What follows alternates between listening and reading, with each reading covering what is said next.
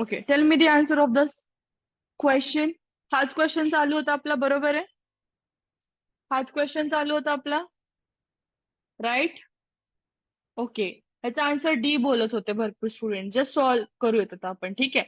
आपण काय म्हटलं होतं की सुरुवातीला समजा आपल्याकडे टोटल ऑरेंजेस असतील एक्स. सुरुवातीचे ऑरेंजेस किती होते स्टुडंट्स? सुरुवातीला म्हणजे काय, फळ विकण्याच्या आधी समजा स्टार्टिंगला त्याच्याकडे होते एक्स ऑरेंजेस, आणि जेवढे पण ऑरेंजेस त्याच्याकडे सुरुवातीला होते ते नेहमी 100% असणार. हे पण मी बोलले, 30, 40, 50, 50. ओके, 5,000 असतील, 500 असतील का 50,000 असतील, 100%च आपण घेतो. आता या 100%मधले 30% सेल झाले. या 100%पैकी 30% सेल झाले, म्हणजे पेंडिंग किती आहे तो? पेंडिंग म्हणजे राहिलेला माल किती आहे? 60%. राईट? नॉट 60% यार, 70. 70% पेंडिंग आहे. येस, 70% पेंडिंग आहे. आणि ह्यामध्ये 30% सेल झाल्याच्या नंतर, प्रश्न वाचा प्लीज थोडासा. 30% विकल्याच्या नंतर पण किती पेंडिंग माल आहे? 140. म्हणजे ते मँगोज दिले, काय इथं ऑरेंजेस घ्या प्लीज. ओके, सुरुवातीला एक्स ऑरेंजेस होते. एक्स ऑरेंजेस आपण 100% पकडलो, त्यातला 30% माल विकला. पेंडिंग किती आहे? पर्सेंटेज टक्केवारीच्या अकॉर्डिंग किती पेंडिंग आहे? 70%. ऑरेंजेसच्या अकॉर्डिंग किती पेंडिंग आहे? 140 ऑरेंजेस. आता सॉल्व्ह करू शकतो का? आता कसा नो व्हॉइस हो, आता व्हॉइस येतोय प्रॉपरली. एक्स ऑरेंजेस म्हणजे 100%, 140 ऑरेंजेस म्हणजे 70%. आपल्याला शोधायचं काय? ही एक्स ची व्हॅल्यू, म्हणजे सुरुवातीला त्याच्याकडे किती ऑरेंजेस होते. Yes or no? सगळ्यांनी प्लीज एकदा पिन डाऊन करून सांगा. सगळ्यांना क्वेश्चन समजला का? हे स्टेप समजली का? आपण कसं रिलेट करायला लागलो, हे समजलं का? आपण कसं रिलेट करायला लागलो? येस. सो क्रॉस मल्टिप्लाय करा, उत्तर येऊन जाईल. एक्स गुणिले 70 इज इक्वल टू 100 गुणिले 140. तो एक्स ची व्हॅल्यू शोधायची आहे, तर कशी शोधणार? 100 गुणिले 140 भागिले 70. 0 से 0 कटा, 7 2 जार 14. सो एक्स ची व्हॅल्यू किती आली? 200. सो 200 ऑरेंजेस सुरुवातीला होते, त्यातले 140 ऑरेंजेस स्टील पेंडिंग होते. स्टुडंट, 30% ऑरेंजेस विकले, म्हणजे किती ऑरेंजेस विकले टोटल? 60. 60. क्लिअर? सगळ्यांना क्वेश्चन क्लिअर झाला का? प्लीज एकदा पिन डाऊन करून सांगा फास्ट. सगळ्यांना हा क्वेश्चन क्लिअर झाला? Okay, next question. Try to solve this question. Two girls moves in opposite direction. आता हा क्वेश्चन कोणता आहे आठवा बरं. दोन मुली अपोजिट डिरेक्शन मध्ये येत आहेत. एक मुलगी जी आहे पॉइंट ए पासनं बी कडे चालली. पहा, एक मुलगी पॉइंट ए पासनं बी कडे चालली आणि दुसरी मुलगी पॉइंट बी पासनं ए कडे यायला लागली. प्रश्न काय? ए ला 16 तास लागतायत बी पर्यंत पोहोचायला. जी पहिली मुलगी आहे तिला टोटल किती तास लागतायत? 16 तास लागतायत. कुठे पोहोचायला हो? बी पर्यंत पोहोचायला. आणि जी दुसरी मुलगी आहे तिला लागतायत 25 तास, 25 आवर्स. कुठून कुठं जायला? बी पासनं ए पर्यंत जायला. सो टेल मी, ह्याचा फॉर्म्युला कोणता आहे? इथं काय विचारलंय तुम्हाला, पहा पुढे.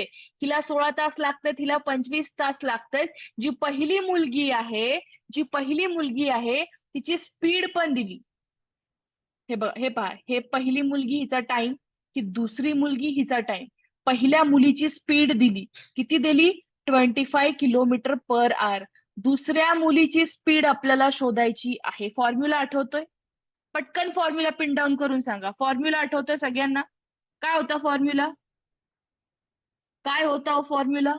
S A upon S B is equal to, चुकीचा फॉर्म्युला सांगताय, under root of T B by under root of T ए.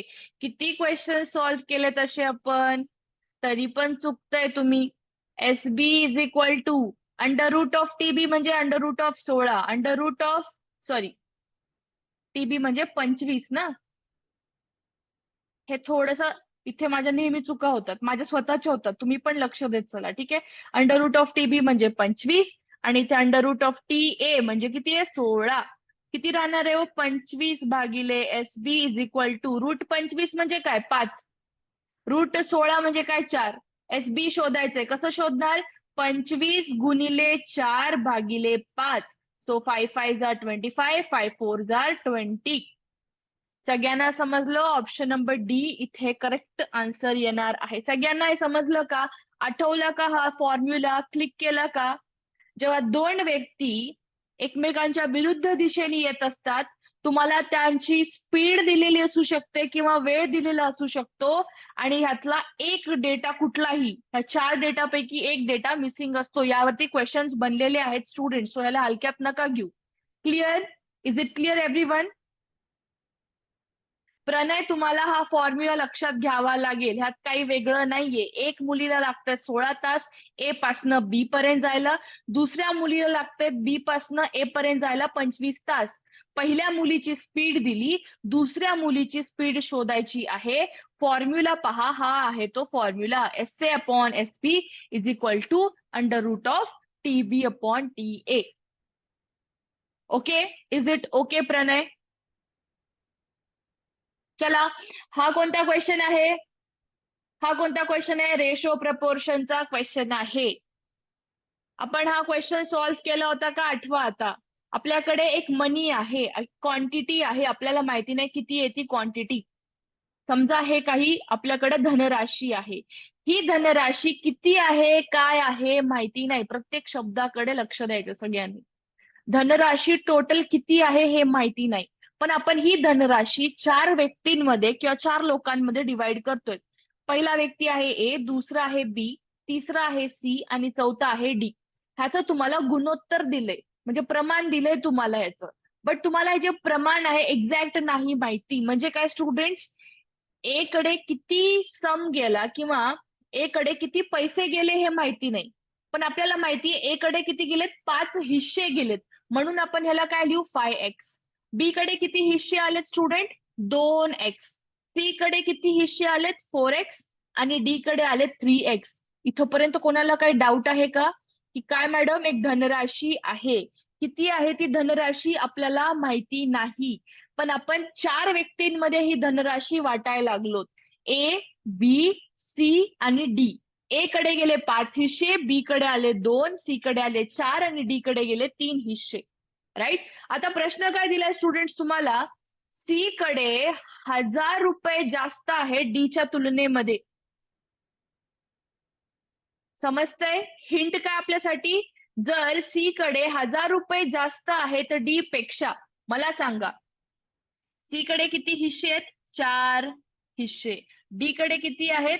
3 हिस्से. ह्या दोघांमध्ये किती एक्स्ट्राचा हिस्सा आहे सांगा बरे C कडे?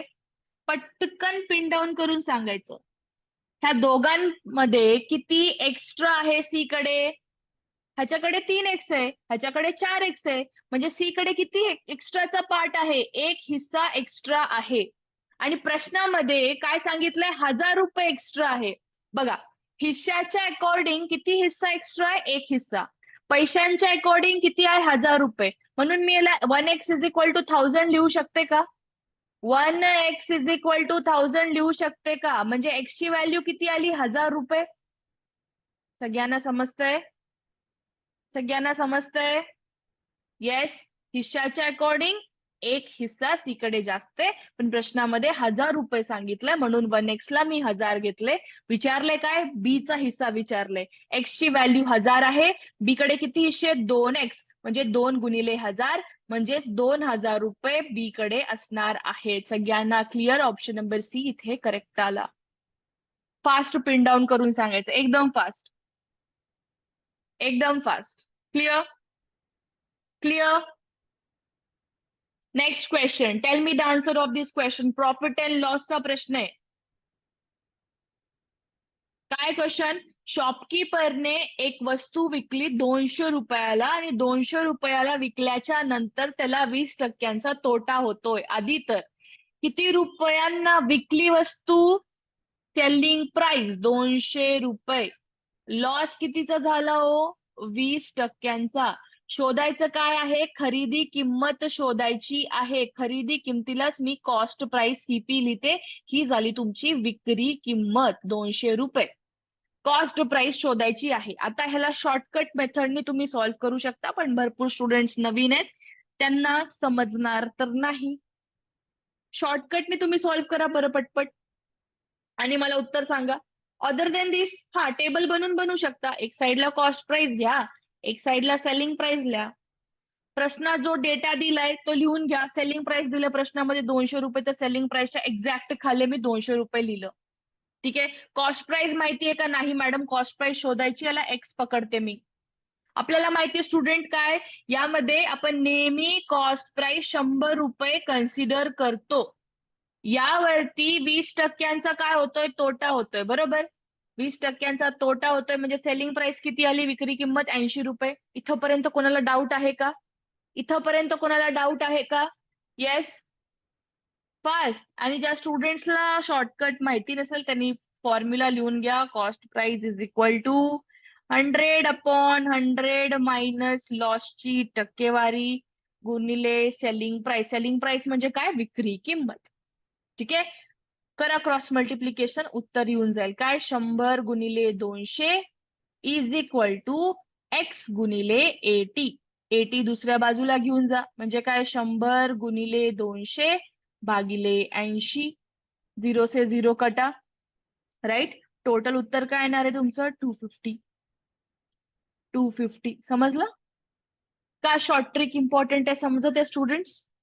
प्लीज एकदा सगळ्यांना समजलं का हो? आणि ज्यांना नाही समजलं त्यांनी प्लीज हे फॉर्म्युला नोट डाऊन करून घ्या.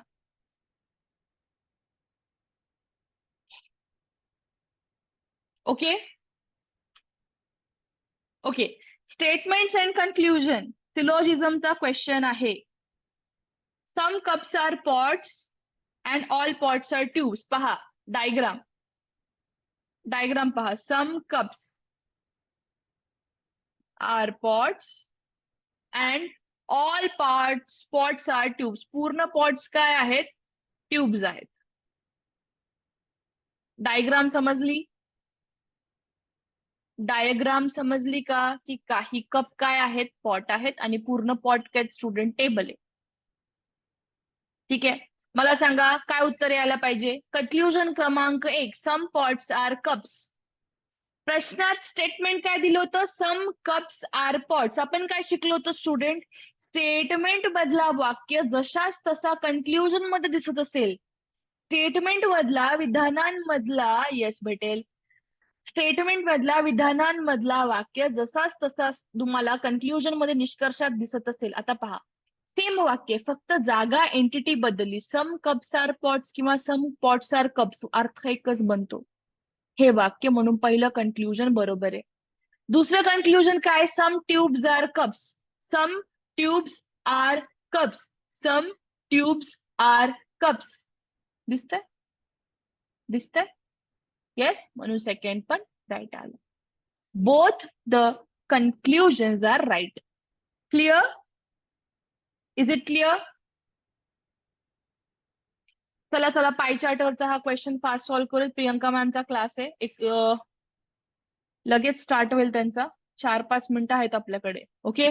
पहा हा क्वेश्चन काय बोलतो, या पाय चार्ट मध्ये तुम्हाला काय दिले, व्हेरियस स्पोर्ट्स बद्दल माहिती दिले. ठीक आहे, जे एका वर्षामध्ये आपण खेळतोय बेसिकली. पहा जसं की टेनिस 10%, गोल्फ 12.5%, बास्केटबॉल 12.5% अगेन. ठीक आहे. Football 15%, hockey 15%, cricket and others 10%. पाठवते पाठवते. क्वेश्चन काय विचारलाय, most popular game of the country. आता विचार करत बसतील स्टुडंट की मॅम मोस्ट पॉप्युलर गेम कसा समजणार, ज्याची जास्त टक्केवारी तो जास्त पॉप्युलर. कोणती जास्त टक्केवारी दिसतीये, क्रिकेटची 25% सगळ्यात जास्त आहे, म्हणून क्रिकेट उत्तर येईल. किती सिम्पल क्वेश्चन होता, किती सिम्पल क्वेश्चन होता. येस, हा कुठल्या तरी एक्झाम मधला आहे, कुठल्या तरी सेट एक्झाम मधलाच क्वेश्चन आहे. महाराष्ट्र सेटचा नाही, दुसऱ्या कुठल्या तरी सेट एक्झामचा क्वेश्चन आहे हा. हा वाला क्वेश्चन सांगा. Angle formed by tennis sports, only observation. Yes, पहा अँगल फॉर्म्ड बाय टेनिस. टेनिसनी अँगल किती बनवलाय क्वेश्चन विचारलाय. आपल्याला माहितीये काय 100% म्हणजे 360 डिग्री.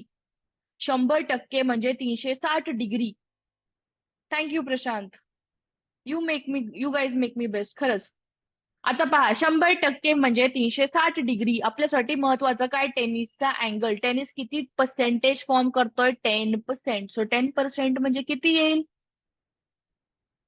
36 डिग्री. किती सिंपल आहे. एक शून्य कट करून टाकायचं. आपण शिकलो होतो 100% काय असतात 360. आपल्याला 10% शोधायचं असेल तर आपण काय सांगितलं होतं student. Value as it is लिहा. एक डिजिट सोडा पॉइंट द्या. 36.0 म्हणजे काय असतं 36च. अँगल शोधतोय कोण शोधतोय म्हणून डिग्री. सिम्पल. सो 36 डिग्री इथं करेक्ट आन्सर येणार आहे. Clear everyone. Now you are free to join Priyanka ma'am's class. 2 मिनिटं टाइम आहे तुमच्याकडे. ठीक आहे. Thank you for joining everyone. उद्या मी मोस्ट प्रोबॅबली युट्यूब वरती क्लास घेईल. ओके. परवा एक्झाम आहे तुमची right. What are the timings. परवा एक्झाम आहे राईट. टायमिंग्स काय आहेत. बास्केटबॉलचं सांगा मॅम. बास्केटबॉलचं सेम काढा 12:30. 12:30चा नाही शोधता येणार का तुम्हाला. 100% जेव्हा 300 कॅल्क्युलेशनचा भाग आहे हो. एवढं विचार नाही करायचा. 12:30 साठी किती 12.5 साठी करा. कसं फाइंड आउट करणार 12.5 गुणिले 360 डिग्री भागिले 100. ओके. 10 मॉर्निंग 10. ओके. आणि एक्झाम वरून जसेच आलात ना तसे पटपट पटपट मला तुम्ही क्वेश्चन्स जे आहेत फॉरवर्ड करा. लगेच त्याचे आपण ना सोल्युशन व्हिडिओ पण पाठवून देऊ तुम्हाला. ठीक आहे. Done. Okay. Now you can join Priyanka ma'am's class. Thank you everyone for joining. Thank you. उद्या आपण युट्यूब वरती घेऊयात क्लास. ओके. टायमिंग तुम्हाला शेअर करते मी. Yes yes yes. नक्की. थँक्यू.